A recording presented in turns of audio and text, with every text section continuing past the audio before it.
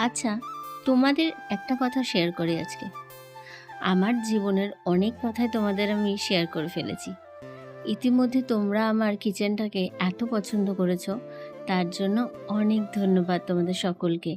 যারা, যারা আমাকে ফোনে জানিয়েছো, আমাকে কমেন্ট করেছো, তাদের অনেক, অনেক ধন্যবাদ। আমাকে সবাই ভালোবাসে সেটা তো আমি জানতাম। কিন্তু আমার ভিডিওগুলোও যে এত সবাই পছন্দ করবে আমি সত্যিই ভাবতে পারিনি। আমার সাথে যার, যার দেখা হয়েছে, যারা আমার ভিডিও দেখেছে, তারা সকলে আমাকে অনেক ভালোবাসা দিয়েছে। জানো তো, কোনো কিছু না করে যদি ভালোবাসাটা পাও, সেটা মনে করবে সেটা ভগবানের আশীর্বাদ। কারণ আমরা যাদের জন্য কোনো কিছু করি, তার বিনিময়ে তারা ভালোবাসাটা দেয়, সেই জায়গাটা তোমার কর্মের উপরে নির্ভর করে সেই ভালোবাসাটা। কিন্তু কোনো কিছু না করে যদি কোনো মানুষ ভালোবাসা দেয়, তাহলে মনে করবে সেটা ভগবানেরই আশীর্বাদ। আর আমার সাথে সেটাই হচ্ছে। আর বিয়ের পর থেকে আমার হাজব্যান্ড তো জানেই আমার এই কর্মকাণ্ডের কথা, আজকে তোমাদের সাথেও শেয়ার করছি। আমি কোনো জায়গায় একটা জিনিস বেশি দিন রাখি না। কিছুদিন পর পর ঘরটাকে মনে হয় চেঞ্জ করলে আমি ভীষণ ভালো লাগে, আমার নতুনত্ব লাগে। একই জিনিস একটু ঘুরিয়ে ফিরিয়ে ব্যবহার করলে অনেক ভালো লাগে। তো রান্নাঘরের এই জায়গাটাও দেখো, তাকটা আমি একটু চেঞ্জ করে দিয়েছিলাম, দেখলাম অনেকটা জায়গা বেরিয়ে গেছে।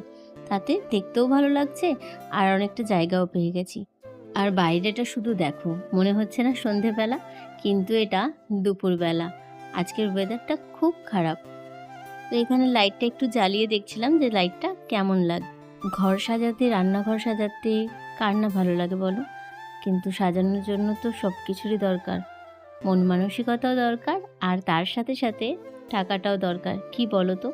আর আমাদের মতো ঘরে টাকাটা সবার আগে দরকার। আচ্ছা বলো তো, কেমন হতে চলেছে রান্নাঘরের লুকটা? কেমন লাগছে? ভীষণ সুন্দর।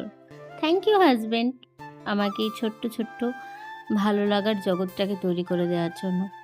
আমার না অনেক স্বপ্ন, অনেক কিছু করব, অনেক ভালোভাবে জগৎটাকে তৈরি করব, নিজের ছেলেদের অনেক ভালো একটা সুন্দর পরিবেশ দেব।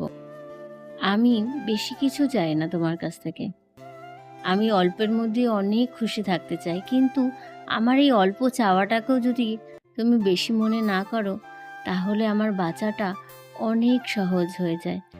আর সাথে আমাদের সোনার সংসারটা অনেক সুন্দরভাবে বেঁচে ওঠে। সেটা একটা গাছের মতো তরতাজা হয়ে যাবে, কোনোদিন শুকিয়ে মরে যাবে না। তো আজকে যেহেতু সোমবার, বাবা ভোলেনাথকে আজকে মন দিয়ে সাজিয়েছি জানো তো।